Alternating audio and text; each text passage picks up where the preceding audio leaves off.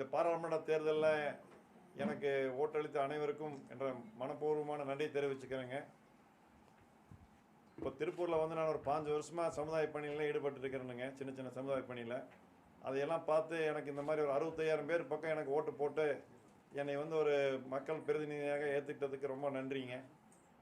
இப்போ திருப்பூரில் வந்து பார்த்திங்கன்னா நிறைய திட்டங்கள் வந்து மத்திய அரசாங்கம் வந்து கொடுத்துருக்குது. இந்த ஸ்மார்ட் சிட்டி மூலிமா இந்த ஸ்மார்ட் சிட்டி மூலிமா இந்த ப்ராஜெக்ட் 2,100 கோடி ரூபாய்க்கு பக்கம் திட்டம் வகுத்து ஒரு 3 வருஷம் ஆச்சுங்க.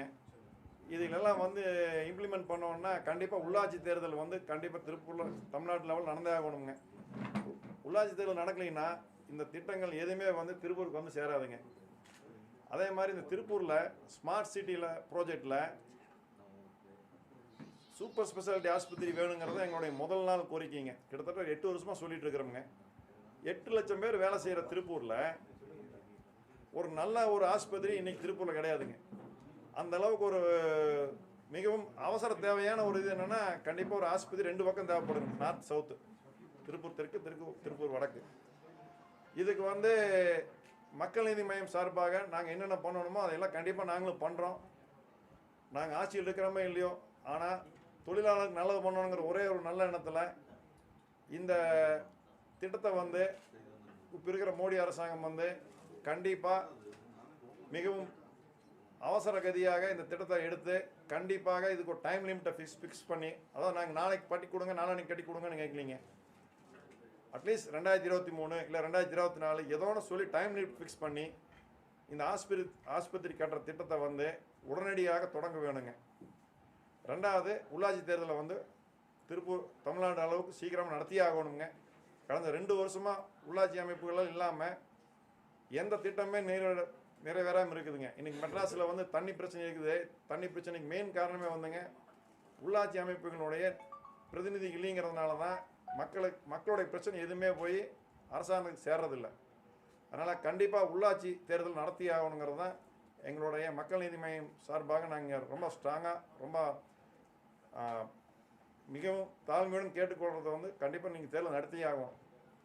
3வது வந்துங்க, இப்போ திருப்பூரில் வந்து வியாபாரம் வந்து ரொம்ப கம்மியாயிடுச்சு. ஒரு 2-3 வருஷமாகவே வந்து கம்மியாயிடுச்சுன்னு சொல்லிட்டு இருக்காங்க. இந்த ஜிஎஸ்டி பிரச்சனை, இவே பில் பிரச்சனை, டிமானிட்டேஷன் பிரச்சனை. கண்டிப்பாக இந்த கவர்மெண்ட்டில் வந்து மோடிஜி கவர்மெண்ட்டில் கண்டிப்பாக இன்னும் 2-5 வருஷத்துக்குள்ளே திருப்பூர் நல்ல ஒரு இதுக்கு வரும்னு நினைக்கிறோம். அந்த நம்பிக்கை தான் நாங்களும் கூட பயணிக்கிறோம். ஆனால் இந்த கடந்த 2 வருடமாக நான் சந்தித்த பிரச்சனை சொல்லி மாளாது. Hope for the best. இனி வரக்கூடிய கால சூழ்நிலை எப்படின்னு பார்த்துட்டு கண்டிப்பாக இந்த கவர்மெண்ட் வந்து எங்களுக்கு நல்லது பண்ணணும்னு நினைக்கிறோங்க. மீண்டும் ஒரு முறை வந்து எனக்கு ஓட்டளித்த அனைவருக்கும் நன்றி சொல்லி, உங்களின் ஒருவனாக எப்போவுமே உங்களுக்கு உங்கள் வீட்டு பிள்ளையாக என்ன நடந்தாலும் உங்களோட குறைகளை எல்லாம் நான் வந்து பாராளுமன்றத்தில் பேசணும் இல்லையோ, மக்கள் மத்தியில் பேசி, அதிகாரி மத்தியில் பேசி, நான் அது இந்த திருப்பூருக்கு நல்ல ஒரு ஊழியனாக இருக்கும்னு நான் நினச்சிக்கிறேனுங்க. நன்றி, வணக்கங்க. இன்னும் 2-5 வருஷத்துக்குள்ளே திருப்பூர் நல்ல ஒரு இதுக்கு வரும்னு நினைக்கிறோம். அந்த நம்பிக்கை தான் நாங்களும் கூட பயணிக்கிறோம். ஆனால் இந்த கடந்த 2 வருடமாக நான் சந்தித்த பிரச்சனை சொல்லி மாளாது.